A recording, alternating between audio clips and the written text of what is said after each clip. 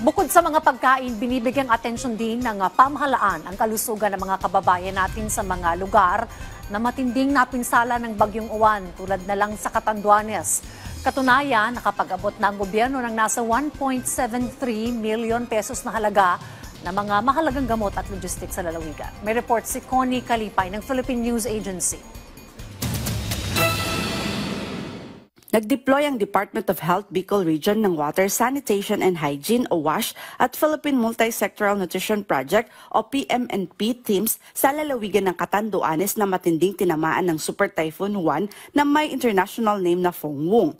Sinabi ni DOH-5 Regional Director Rose Rempillo na ang inisyatiba ay naglalayong suportahan ang paghahatid ng mga serbisyong pangkalusugan at nutrisyon para sa mga evacuees at mga pasyenteng naapektuhan ng bagyo.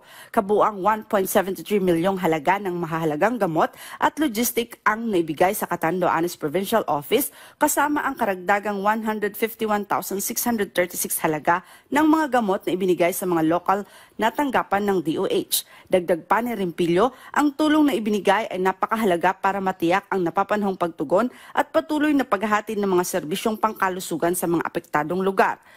Ang mga kawani ng Health Facility Enhancement Program ay nag-deploy din sa Camarines Sur, Camarines Norte at Catanduanes para masuri ang mga nasirang pasilidad ng kalusugan at mapadali ang agarang rehabilitasyon at ang pagpapatuloy ng normal na mga operasyon sa pangangalagang pangkalusugan. Ang paunang 100,000 halaga ng mga gamot ay naihatid na rin sa Camarines Sur upang suportahan ang patuloy na pagsisikap sa pagtugon. Bumisita si Rempillo at nagkaroon ng briefing kasama sina Governor Patrick Asanza ng Catanduanes at Acting Governor Joseph Atcusha ng Camarines Norte upang maitiyak ang sapat na serbisyo sa pangangalagang pangkalusugan para sa mga apektadong residente. Mula rito sa Albay para sa Integrated State Media, Connie Kalipay ng Philippine News Agency.